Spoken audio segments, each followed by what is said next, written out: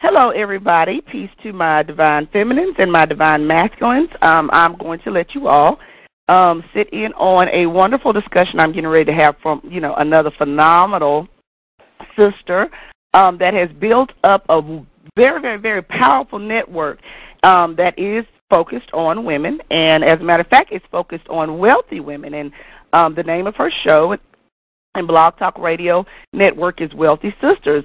Sister Deborah, are you there? Yes, ma'am. Good afternoon. Hello. Hi, everyone. Thank you for having me. Oh, the pleasure is all mine, sister, all mine. I just came across your information just looking for like wealth-generating activities and, just studying money on my own. And I just love that you're just like the one-stop shop. I can go to you and, see and hear these powerful black successful women talk about a variety of different things. So for my listeners, I'm speaking with Deborah Hartnett. She is a CEO of Deborah Hartnett International, and she has a business consulting firm. And why we're having this interview today is because she's the founder of the Professional Black Women, an online women's network who interviews wealthy sisters, 6- and 7-figure earning women of color. And I wanted to find out first, before we get into all this stuff, what was your, because to me you are a muse, sis. You are just a muse to many. So, who was your muse, or what was it that inspired you to even get this network and to interview these 6- and 7-figure black women? Oh, wow. That is a loaded question, and I thank you for giving me the opportunity to share, first of all. And second of all, thank you for even taking notice of what we're doing. That's the greatest compliment, when someone can actually see your intent. Because, a lot of times when we communicate, it's about intent.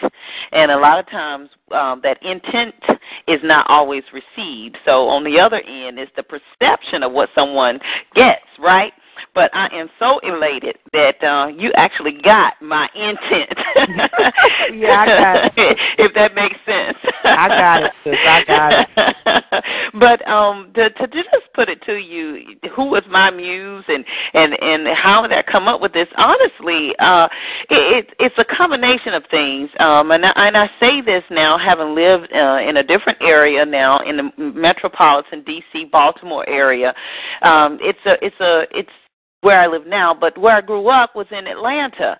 And Atlanta has always been known for the past several years to be a black mecca. We have quite a few black colleges there, and a lot of successful blacks. We had Auburn Avenue, which back in the day was one of the richest streets in the United States as well. A lot of millionaires came from there. Herndon, H.R. Russell, just to name a few, and the Bronner family, that dynasty as well. But growing up there in Atlanta, a black woman, we were able to see successful business people.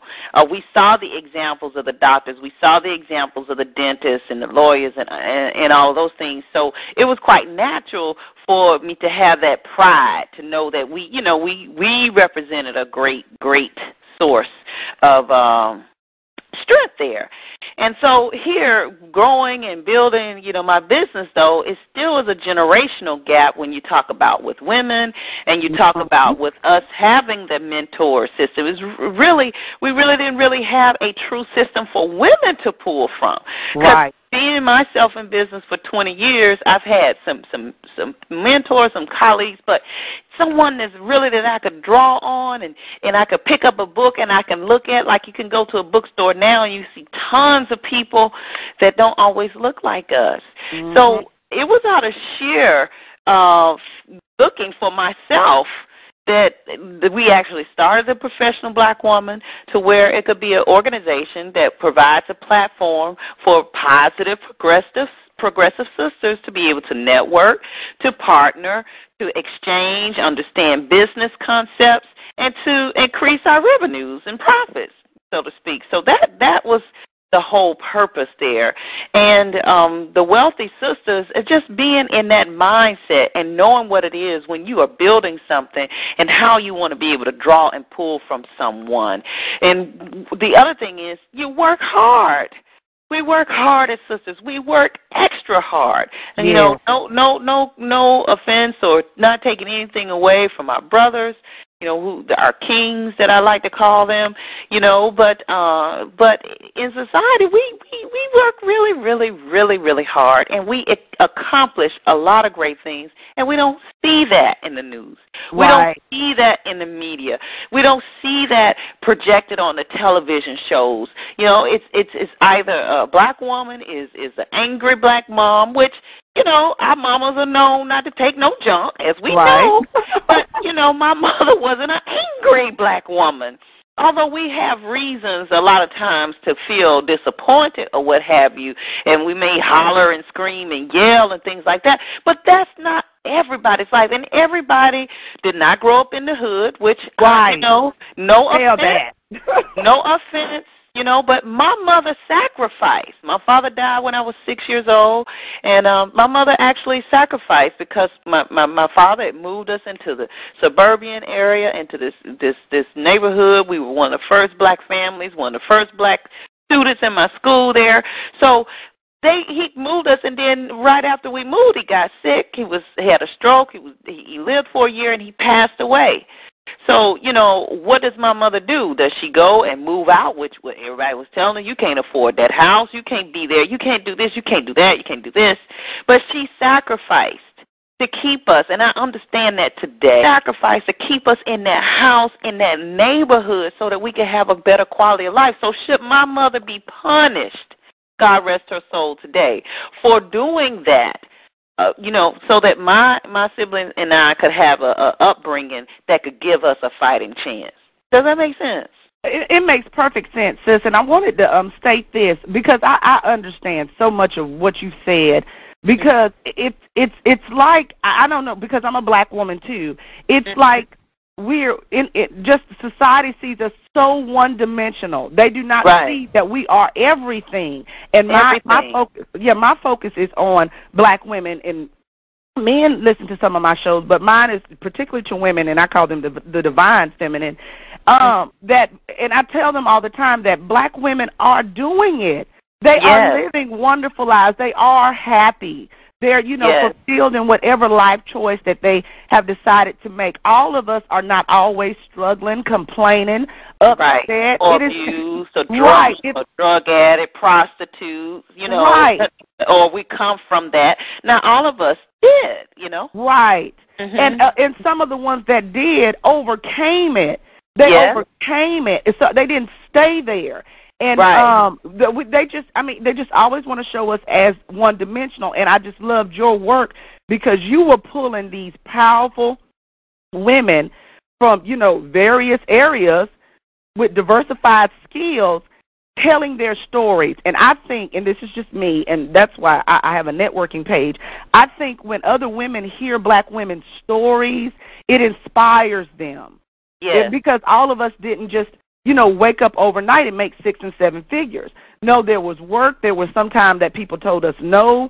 There was times when I had the dream to start the business and nobody else, you know, backed me. And some of your stories from some of the wonderful and powerful women that you have interviewed are just so inspiring. They're so inspiring. And you, like I said, you show us, we are, you know, black women, you show us in a completely different light. So I want to applaud you. And I'm just elated that you are there because you have women on there, and I'll just name a few before I ask you another question. You've interviewed Mary B. Morrison. You've interviewed Judith Stevens. And I love that I love that interview. They call her the money lady. She's a fireball. Yes, she is. She's a little pistol.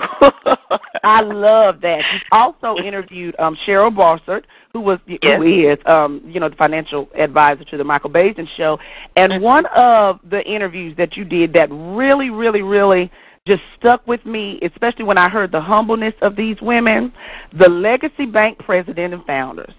Yes. When you interview Dolores Sims and Margaret Hennison, and Yes. these are African-American women in their elder side Yes. that started and are the first African-American women that, own that charter bank, the first one in Wisconsin.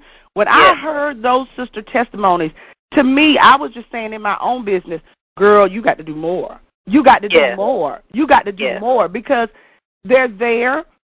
We are there. And, just listening to what they said they had to deal with. And I remember one of the sisters said, I'm in my latter years, I was, thinking about retirement. I wasn't thinking about doing all this work with the bank and how it took her years before she even took even had a vacation. But at the same time, how building this bank, starting this bank, securing wealth has helped Wisconsin, from literacy programs to, her and them doing something and getting some more alliances with other people to help the crime in that area.